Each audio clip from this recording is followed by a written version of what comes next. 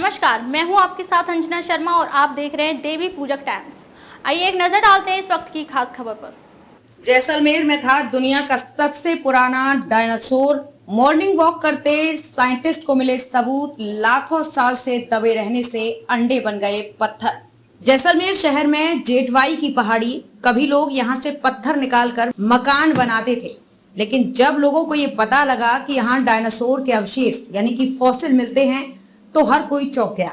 एक महीने पहले ही वैज्ञानिकों ने पता लगाया कि दुनिया का सबसे पुराना डायनासोर जैसलमेर में ही रहता था। इस डायनासोर को थार का डायनासोर नाम दिया गया है।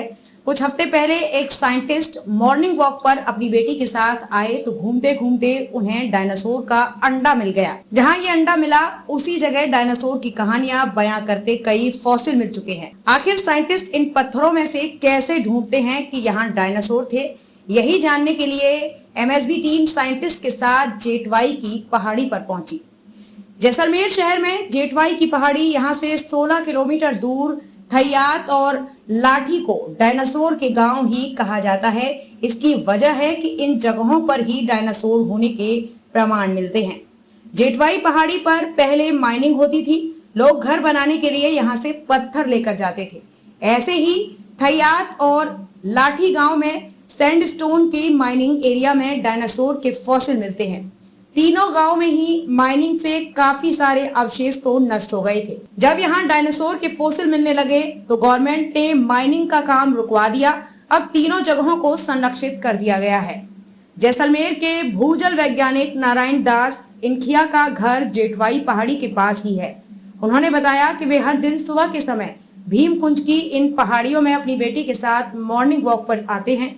उन्होंने बताया कि मैं करीब 17 दिन पहले संडे को अपनी बेटी के साथ यहाँ मॉर्निंग वॉक पर आया था। हर बार की तरह मैं अपनी बेटी को बता रहा था कि फॉसिल कैसे ढूंढे जाते हैं। इस दौरान मेरी नजर एक पत्थर पर पड़ी।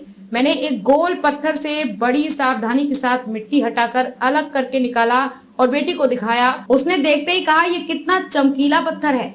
जब मैंने बताया कि ये पत्थर नहीं, आज से लाखों वर्ष पुराने किसी अंडे का फॉसिल है, तो वो देखकर चौंक गई। जिस समय जैसलमेर में डायनासोर हुआ करते थे, ये अंडा उस समय किसी जीव का था। इसका आकार मुर्गी या सामान्य अंडे से काफी बड़ा है। लाखों साल जमीन के नीचे दबने से ये अंडा पत्थर बन गया। अंडा भी आधा टूटा हुआ है। बावजूद इस अंडे के अंदर पाए जाने वाले पीले हिस्से की झलक आसानी से देख सकते हैं। डॉक्टर नारायण दास इनखिया ने बताया कि अब वे खुद इस अंडे के जीवाश्म को लेकर जयपुर जाएंगे। जयपुर स्थित जियोलॉजिकल सर्वे ऑफ इंडिया की जीवाश्म विज्ञान की लेबोरेटरी में इस अंडे की जांच करवाएंगे। इससे अंडे की उम्र पता चलेगी। ये भी पता चल जाएगा कि यह अंडा किसी डायनासोर का था या किसी दूसरे जीव का था। लाखों वर्ष पहले जब डायनासोर विलुप्त हुए तो प्राकृतिक कारणों से मिट्टी के नीचे दब गए। डायनासोर ही नहीं, ऐसे अन्य प्राणी भी हजारों साल तक मिट्टी के नीचे दबे रहने के बाद जीवाश्म बन जाते हैं, यानी उन जीवों का शरीर पत्थर बन जाता है। रंग भी आसपास की मिट्टी और पत्थरों जैसा हो जाता है। उन फॉसिल को जब हम ढूंढते हैं तो दूर से देखने पर ये आसपास के पत्थरों जैसे लगते हैं। गौर से देखने पर उसकी आकृति से अनुमान लगाया जाता है, फिर बारीकी से अध्ययन करना पड़ता है। फॉसिल की आकृति थोड़ी अलग होती है। जैसे हमें अंडे का फॉसिल मिला तो वो दिखने में पत्थर जैसा था, लेकिन उसकी सतह एकदम अंडे की तरह चिकनी थी। उसकी आकृति और सतह को छूते ही पता लग गया कि ये किसी विलुप्त हो चुके जीव के अंडे का फॉसिल है। फॉसिल दो प्रकार के मिलते हैं। कुछ खुद जमीन से बाहर आ जाते हैं, उन्हें बस पहचानना होता है। जैसे आकड़वुड फॉसिल पार्क में है। यहाँ 18 करोड़ साल पहले 30 से 40 फीट लंबे पेड़ हुआ करते थे। ये पेड़ जमीन के नीचे दबने के बाद पत्थर बन गए। फिर प्राकृतिक तरीके से जब इनके ऊपर से मिट्टी की परत हटी तो ये बाहर आ गए। कई सालों तक क्षेत्र में ये ऐसे ही पड़े रहे।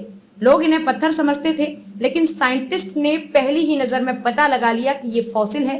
अब करोड़ों साल पुराने पेड़ों के फॉसिल को प्रिजर्व करके यहाँ रखा गया है। अब इसे फॉसिल पार्क घोषित कर दिया गया है।